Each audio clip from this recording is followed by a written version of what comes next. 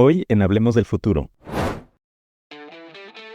1 de cada 3 está conectado y 40% de ellos están solos en sus casas, preocupadísimos por pertenecer al grupo, que es algo que en esa edad necesitan, pero ¿qué estamos haciendo como sociedad para brindarles otros espacios donde sean aceptados? Pues por supuesto que las queremos tener en México, pero si no tenemos reglas en nuestro país, no podemos estar simplemente esperando como que nos llegue la ola. O sea, dejarías la puerta abierta, no lo harías, ¿verdad? Pues esa puerta está abierta digitalmente. Qué interesante, muy divertido. Hola, soy Elena Estavillo y es un placer darles la bienvenida a otro episodio de Hablemos del Futuro, un espacio del Centro I para la Sociedad del Futuro donde provocamos las ideas, el encuentro y la reflexión. En la era digital, el derecho a la privacidad enfrenta cada día nuevos desafíos. Hay un grupo especialmente vulnerable que suele quedar fuera de las discusiones. Las infancias de hoy son las primeras que están creciendo completamente inmersas en el ecosistema digital. Desde edades muy tempranas tienen acceso a dispositivos inteligentes, plataformas y servicios que recopilan información sobre sus hábitos, intereses y comportamientos. La mayoría de estos espacios digitales no han sido diseñados pensando en su seguridad y bienestar, sino en recopilar y explotar datos con fines comerciales. Y esto nos plantea preguntas urgentes. ¿Qué información se está recolectando sobre las infancias? ¿Cómo se utiliza y con qué propósito? ¿Qué responsabilidades tienen las plataformas tecnológicas, los gobiernos y la sociedad en su conjunto para proteger la privacidad de las y los menores? ¿A qué riesgos se están exponiendo?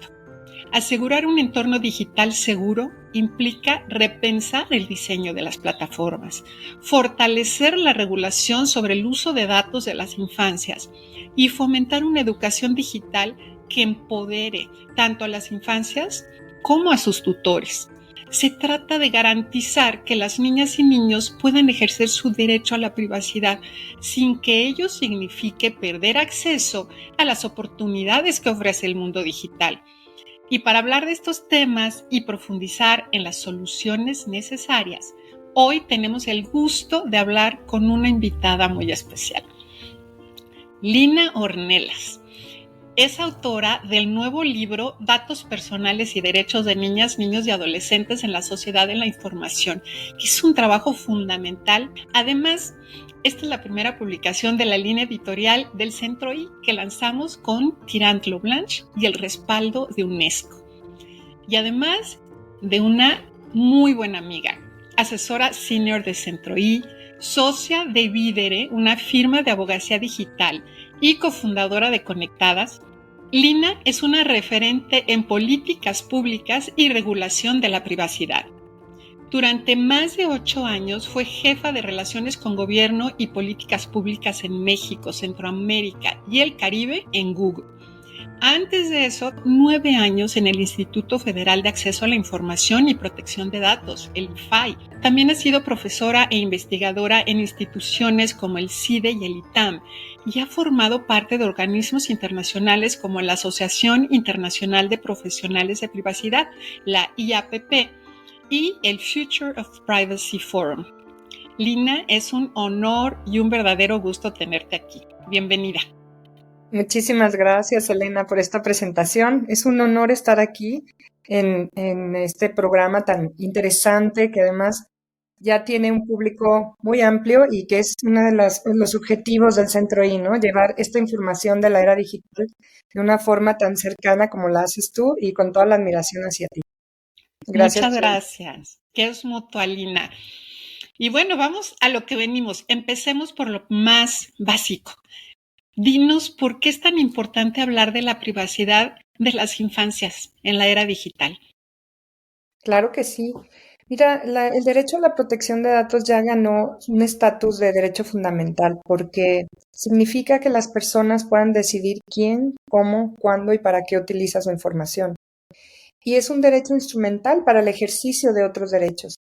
Cuando tu información personal se utiliza de manera indebida y tú ni siquiera te enteras que se están haciendo perfiles tuyos o que alguien está targeteando tus visitas en sitios web o que alguien que dice ser una persona y es otra entra a una sesión, por ejemplo, de un niño o una niña, un adolescente, pues estamos invadiendo su privacidad, pero también poniendo en riesgo otros derechos y libertades que tienen. Y es un tema que no se ha abordado tanto en el mundo, el tema de los niños en particular, porque este derecho fundamental pues se ejerce por adultos. A partir de los 18 años en general ha sido esa la regla a nivel global. Y lo que nos parece importantísimo es que en México se dé este debate respecto a cómo hacemos que los niños estén protegidos, ¿no? Que tengan un espacio en donde, por un lado, antes de ser adolescentes, ellos puedan ser guiados por un adulto que pueda otorgar el consentimiento informado de qué se hace con su información, cuál es su navegación, a qué sitios entran, con quién tienen contacto, etcétera. Y que también se les dé poder de agencia para decidir después de cierta edad, que es un debate que tenemos que dar a nivel nacional, por ellos mismos, ¿no? Entonces, volviendo al tema de la privacidad, cada vez a más temprana edad los niños están en acceso constante con la tecnología, aprenden ya a través de dispositivos, tienen un mercado de ocio enorme, porque como bien dijiste, pues las empresas han desarrollado productos desde videojuegos, aplicaciones, etcétera, que hacen que ellos se conecten, pero desafortunadamente hay mucho descontrol de los padres, de las escuelas, de el Estado mismo, ¿no? De qué es lo que está pasando con esos accesos, qué tipo de contenidos es el que están viendo y cómo se maneja su información. Entonces, a mí me interesa mucho este tema, Elena. Desde el 2011 tuve la oportunidad de publicar con Carlos Gregorio el Memorándum de Montevideo para la protección de niñas, niños y adolescentes en las redes sociales digitales. En esa época era muy incipiente el tema, pero conforme fui adentrándome al tema de privacidad, me di cuenta que sí había regulación, que es parte de la conversación que vamos a tener hoy en otros países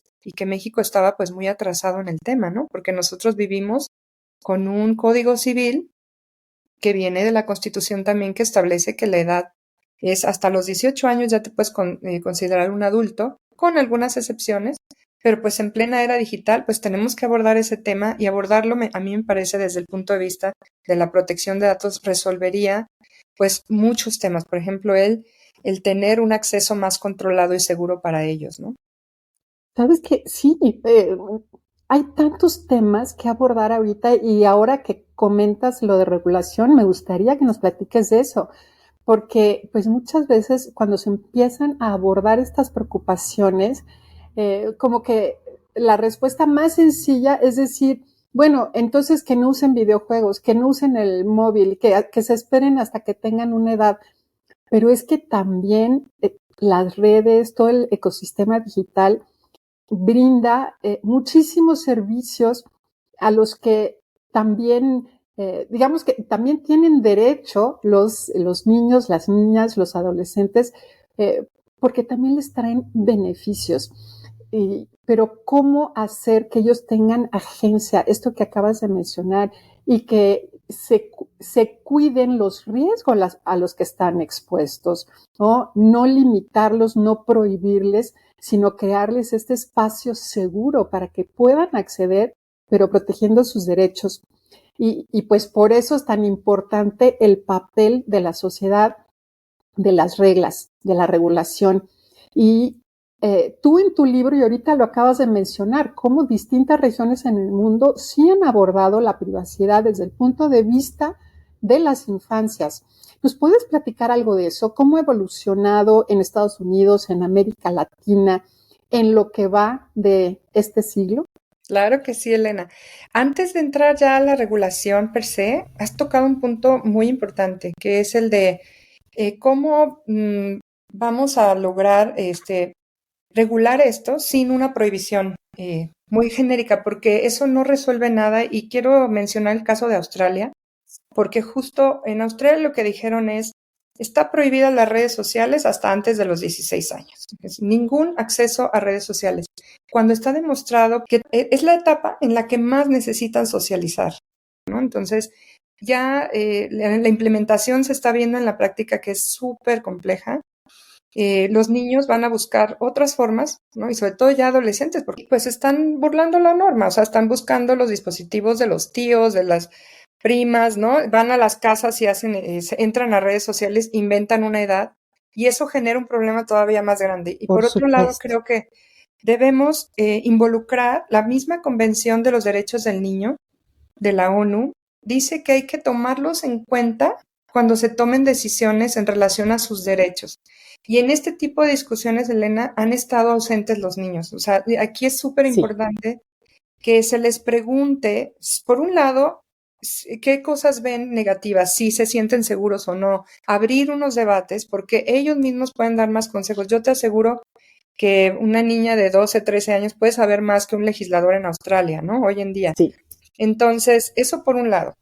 Y ya entrando ya a este viaje de la regulación, pues sí contarte que Estados Unidos fue pionero en el tema de sacar una regulación que tiene que ver con cómo proteger la información personal de niños, niñas y adolescentes, incluso prohibir que antes de los 13 años se pueda recabar si no es con el consentimiento parental y que tenía que comprobarse a través de las plataformas.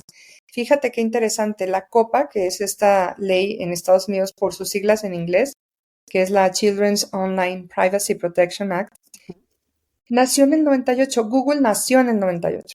Entonces fue en el momento en el que empezaron a explotar, lo doy como ejemplo, ¿no? Pero pues sí, las plataformas digitales, las redes sociales, el acceso al Internet. Entonces, en Estados Unidos se dieron la tarea de regularlo. Ahora, después de estas décadas que han transcurrido y después de un informe muy importante del Consejo Asesor del Médico General de los Estados Unidos, en donde se ha demostrado que en Estados Unidos hay una crisis de salud mental muy grande por la adicción que han generado las funcionalidades de estas plataformas que están diseñadas para que los chicos pasen mucho tiempo en Sí, línea, por todo el mal manejo de información que se ha hecho y gente que ha tenido acceso a estas redes sociales, a interactuar con ellos, siendo, por ejemplo, un pederasta y haciéndose pasar por un joven, en fin, una serie de cuestiones muy serias. La COPA se está ahorita discutiendo para reformarse y es la versión 2.0, ¿no? Así le llaman ahora. ujú, Hay dos senadores de los Estados Unidos que ya están diciendo que deben ser 17 años para redes sociales. Es muy interesante porque también en Europa hubo leyes de privacidad y de protección de datos, pero han pasado décadas y hasta el Reglamento Europeo de Protección de Datos ya se fijó una edad que son los 16 años.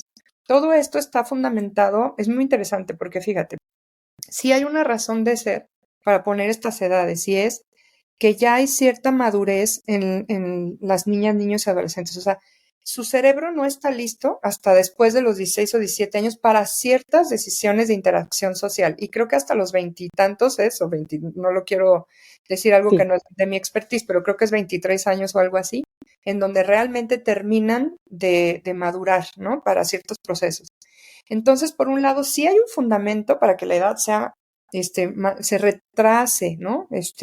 El uso de estas redes, pero también prohibir no es una solución. Entonces, ¿cuál no, sería un causa intermedio? ¿Qué ha pasado en Latinoamérica? Pues un poco los países han seguido, en el caso de Chile, que acaba de entrar en vigor su ley el año pasado, a finales, ya copió el GDPR, por decir así, o sigue el modelo de Europa, puso 16 años, ya en Chile es a partir de los 16 años.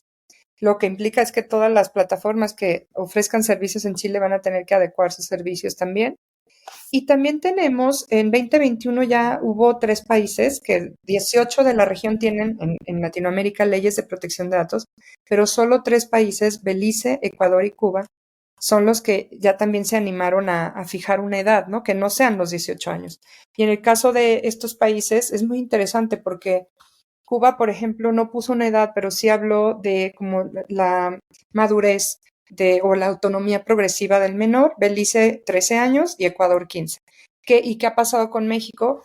Pues México no ha modificado su ley federal de protección de datos personales en posesión de particulares, que en este caso es la que aplicaría porque va dirigida a este sector de la industria que genere un mercado de ocio y de oferta de servicios o de videojuegos y redes sociales a nuestros propios niños, niñas y adolescentes en México.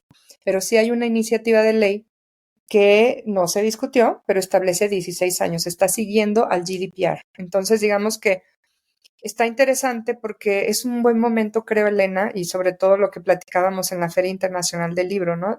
Que es un momento para abrir un diálogo nacional por parte del Centro I, en donde discutamos qué queremos, o sea, cuál debería ser la edad con base en los estudios de los médicos, de la sociedad de psicología, pero también que los chavos digan, oigan, no me dejen hasta los 16, denme una versión en donde yo pueda jugar, pero que pueda tener accesos seguros, ¿no? Que no me van a dañar, que no me van a perturbar.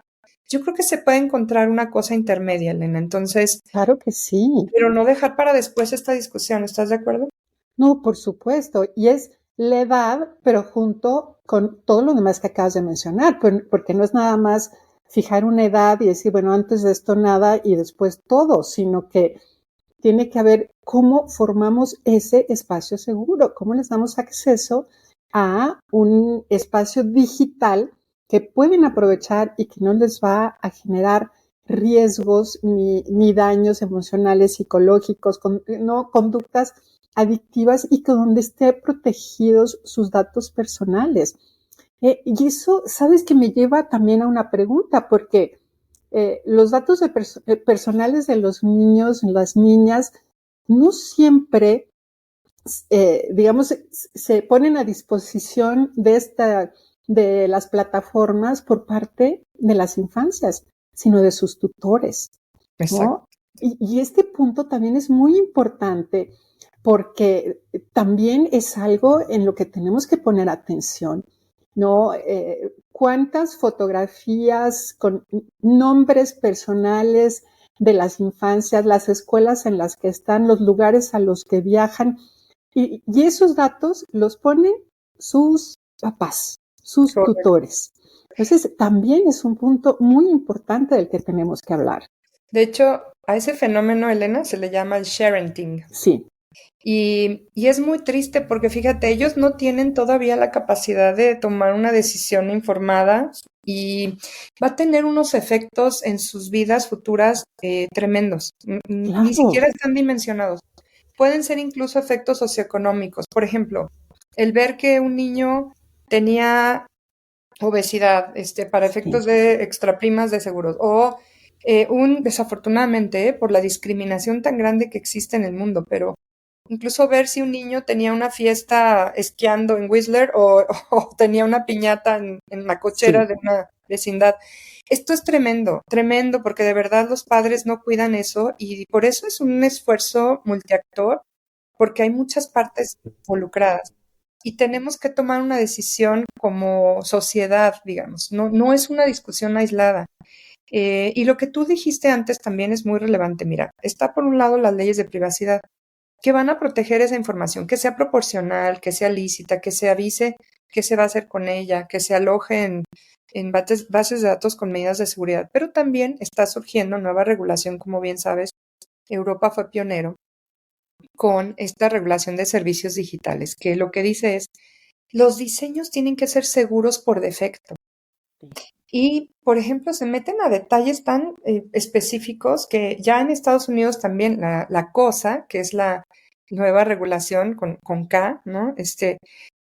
Lo que está pidiendo esta regulación en Estados Unidos es que para que los niños estén seguros en línea, tienen que ofrecerse servicios que puedan permitir desactivar funcionalidades, por ejemplo, que generen adicción.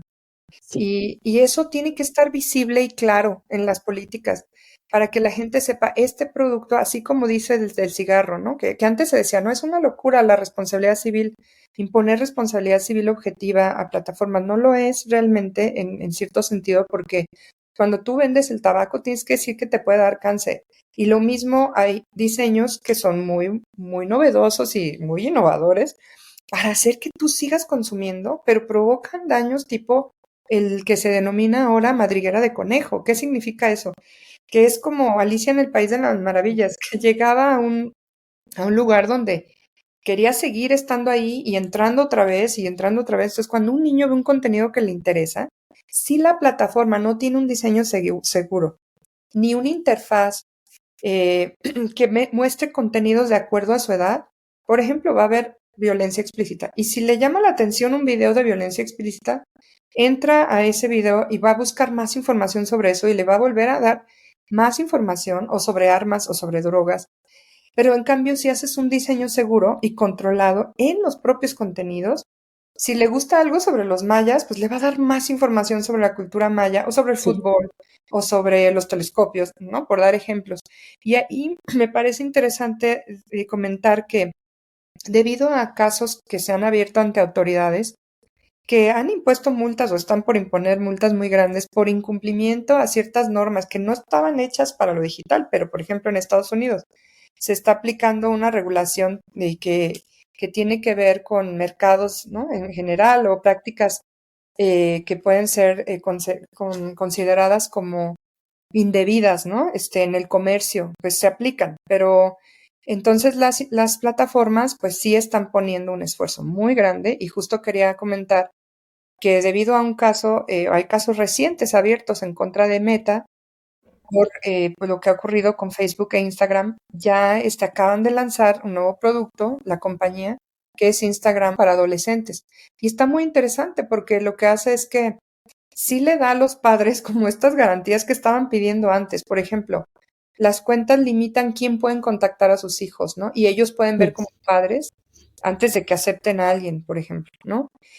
También hay una serie de cuestiones súper interesantes para evitar la adicción. Tiene que haber una conversación en la familia, pero se define que por las noches no pueden ya entrar. Una serie de cuestiones, ¿no? No más de cierto número de horas. Aquí lo que un poco, pues es muy importante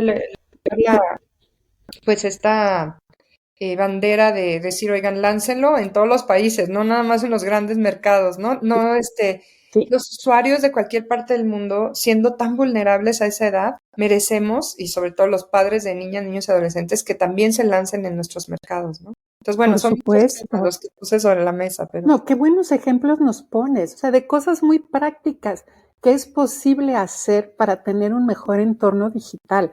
exacto. Y ahí también, pues yo invitaría, muchas veces tenemos unas reacciones también casi emocionales cuando discutimos sobre regulación, porque están estas posiciones de que no hay que regular nada o hay que regular todo, pero también como con un miedo a la regulación. Y hay temas en los que evidentemente necesitamos reglas para proteger nuestros derechos y no son reglas que van a atentar contra nuestras libertades, no se trata de censurar a nadie, se trata de proteger derechos y hacer que esto nos funcione a todas las personas, ¿no? Todas las tecnologías digitales pues tienen unos beneficios enormes, pero vienen acompañadas de riesgos. Entonces, pues sí hay que atemperar, ¿no? Y buscar cómo lograr todas las partes positivas y disminuir las negativas. Y ese tipo de, ¿no? de productos de las empresas, pues por supuesto que las queremos tener en México, pero si no tenemos reglas en nuestro país que obliguen a eso, pues no hay el interés para ponerlas, ¿no? disponibles en nuestro Correcto. país, en Latinoamérica. Entonces también necesitamos, no podemos estar simplemente esperando como que nos llegue la ola, ¿no? De las reglas europeas de protección de datos, saber qué nos toca, sino que también hay que estar activos porque las empresas con los incentivos correctos ofrecen cosas muy buenas, ¿no? Correcto, Entonces, correcto. bueno, ¿cómo hacerlas disponibles también en nuestro país? Sí, y sobre todo, fíjate que una cosa muy importante es también tomar en cuenta que ¿qué estamos haciendo como sociedad para generar espacios de recreación para nuestros Sí, niños, niñas y adolescentes? Porque esos espacios los llena claramente la industria con sus finalidades, que son lícitas y demás de venta de productos y publicidad y lo que quieras, pero ¿qué hacemos nosotros como sociedad? Porque fíjense, también pensar qué adultos vamos a tener en el futuro o adultes, ¿no?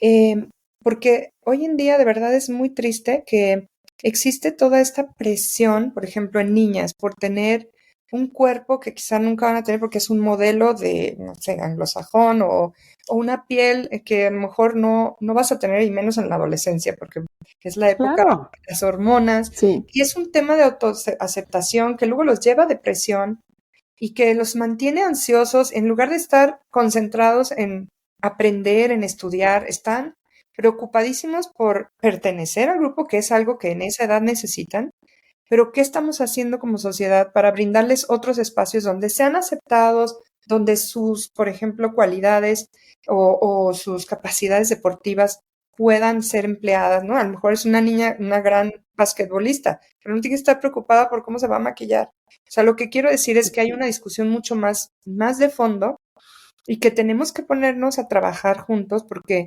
si no, esos espacios sí los toman quienes saben que van a estar ahí horas y horas, ¿no? Porque desafortunadamente las cifras que nos dan los estudios y las estadísticas internacionales que están plasmadas en el libro son tremendas. O sea, de cada menor de 18 años en el mundo, 1 de cada 3 está conectado y 40% de ellos están solos en sus casas.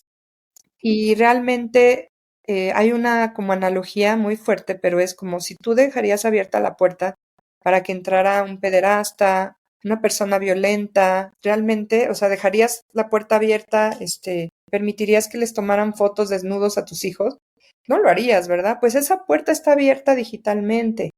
Entonces, realmente necesitamos mucha alfabetización también en todos los niveles y no es tan difícil, ¿eh? Armar una política pública así, pero se necesita voluntad y fíjate qué interesante, para Europa ya es un tema político, o sea, de la agenda política, el de las niñas, niños y adolescentes, porque ellos tienen un enfoque de derechos y sí están preocupados por las nuevas generaciones. Como lo deberíamos tener en todos los lugares.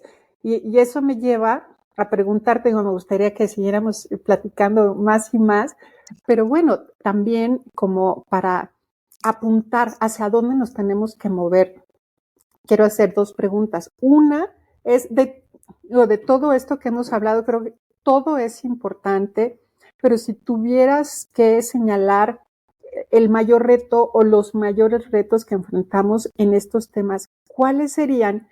Y en específico, para el caso de México, para Latinoamérica, ¿qué acciones consideras que son imprescindibles para proteger la privacidad de las niñas, niños y adolescentes? ¿A dónde nos tenemos que mover?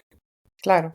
Fíjate que la Red Iberoamericana de Protección de Datos ha tenido una labor muy importante en la región y yo creo que primero que nada sería muy interesante hacer un movimiento regional para tener este debate y fijar la misma edad, porque también tenemos que ponernos del lado de la industria. Sí. Si tú empiezas digamos, a generar diferentes modelos de cumplimiento también para la operación y para la misma seguridad de la información y el manejo, la creación de equipos especializados, si todo tuviera un estándar, por lo menos regional, porque claro que depende en ciertas, o depende de ciertas cuestiones, la madurez de los jóvenes, ¿no? De la propia educación que se les dé, pero en la región tenemos, creo que muchas similitudes. Tener este debate, si son los 16 años, bueno, adelante, ¿no? Pero otro gran desafío es tomar en cuenta a las niñas, niños y adolescentes. Yo creo que podemos hacer la diferencia a nivel global para que por primera vez en el diseño de una ley que les afecte, ellos den ideas, porque estoy segura que van a tener de verdad ideas brillantes que nos puedan ayudar a tomar las mejores decisiones legislativas. Y luego, pues por supuesto, el compliance, es decir, un desafío muy grande es qué autoridades se van a encargar de vigilar que esto se cumpla. Y en México tenemos justo en puerta la discusión de cuál va a ser la autoridad en esta materia.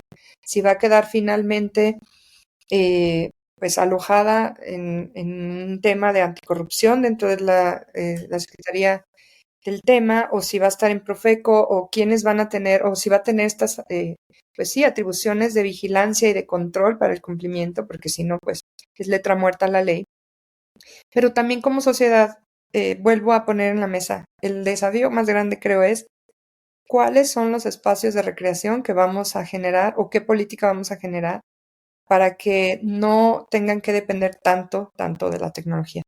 Y mira que yo soy una ferviente promotora de eso, o sea, porque es irreal pensar que no van a estar conectados, es el acceso al mundo de la información y el conocimiento y más en la era de la inteligencia artificial, o sea, no podemos pensar que no van a estar ahí, pero tiene que ser equilibrado, ¿no? Y ya demostramos como humanidad que ha habido muchos daños si nos cargamos, como siempre, y decía Aristóteles, pues el péndulo va a llegar al centro, pero ahora está muy cargado a la afectación. Entonces, creo que esos son los desafíos que yo pondría sobre la mesa y México puede ahora, en virtud de las reformas que se van a aprobar por el diseño institucional del organismo encargado de esto, entrarle de una vez y modificar el artículo sobre el consentimiento y decir que para menores, o sea, en el caso de adolescentes, podrían consentir, por decir algo, a los 16 años. Y eso nos homologaría con Europa, con Chile y los países que falten en la región. A través de un trabajo con la red iberoamericana podría llegar a estandarizarse.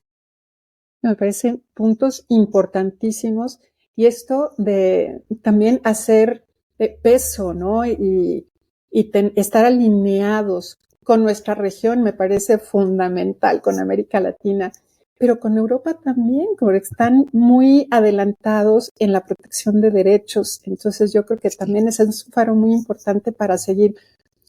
Y comentaste el momento en el que estamos ahora sí viendo hacia México, de redefinición institucional, porque sí me hace pensar, porque se ha comentado que pues al menos una parte de la protección de datos se podría ir a Profeco, que se encarga de proteger los derechos de los consumidores, y son muy distintos, ¿no? El ámbito de los derechos que hay que proteger no son nada más, ¿no?, desde nuestro punto de vista como consumidores de servicios digitales, sino que hay muchísimos otros derechos, son derechos humanos, que entonces, ¿quién estaría encargado de protegerlos, no? Me parece que es muy importante, porque dependiendo de dónde pones la facultad, pues va a ser el enfoque que va a tener esos esfuerzos de protección, hacia dónde se van a dirigir, ¿no?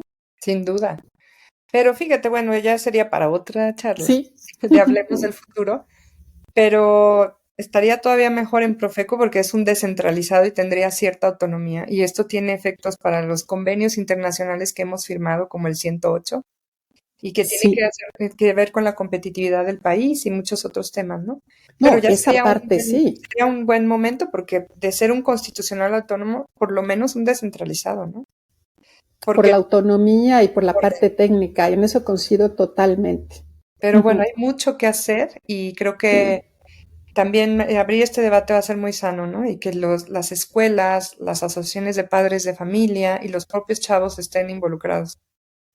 Por supuesto.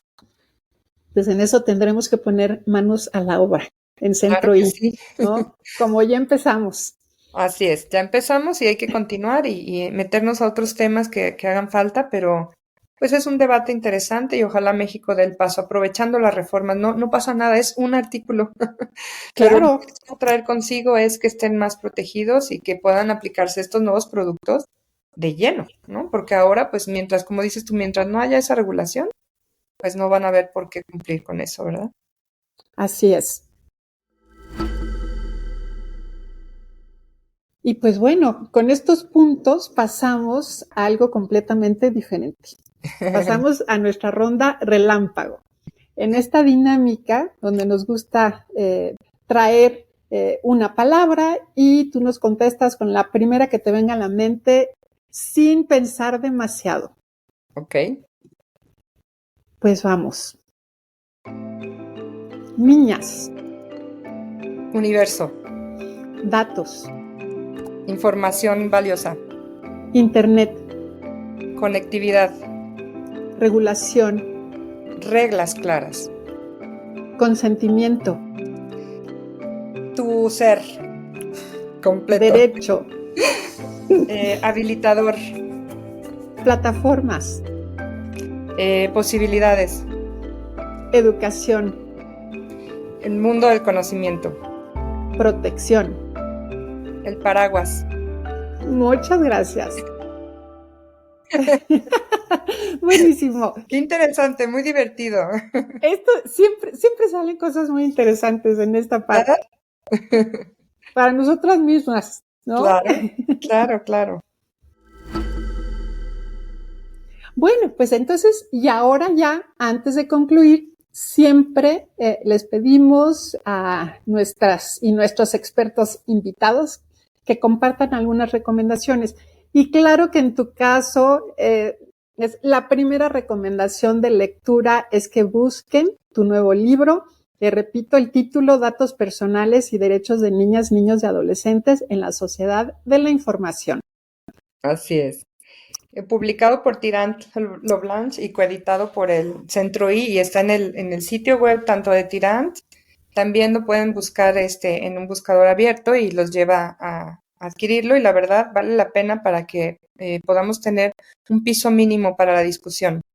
Es una muy buena manera de empezar con información de mucha calidad, muy completa, profunda, de una especialista en el tema.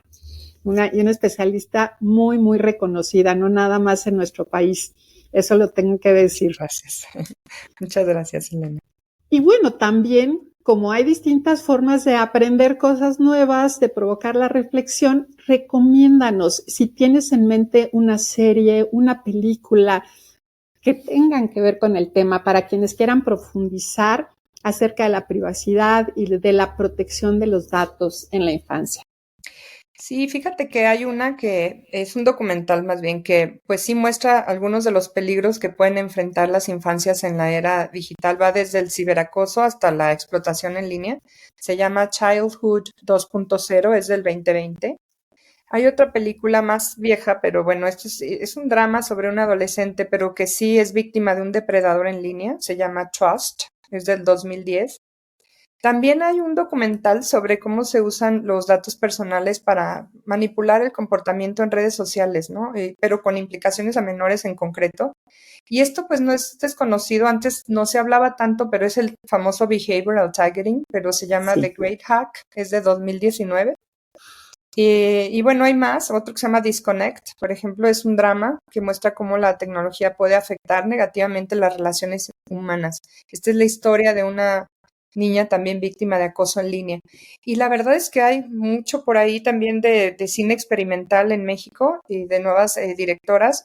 En el buscador ustedes pongan y van a encontrar un montón o una oferta grande, pero sí, no me atrevería a recomendar cosas que no he visto. Pero sí creo que más que eso, pues lo vemos todos los días en nuestras familias, ¿no? O sea, niñas o niños desconectados que ni siquiera saludan, que ya no tienen como esta forma de mirarte a los ojos y de estar conectados mucho tiempo porque el tema de la atención ya es muy corta para ellos.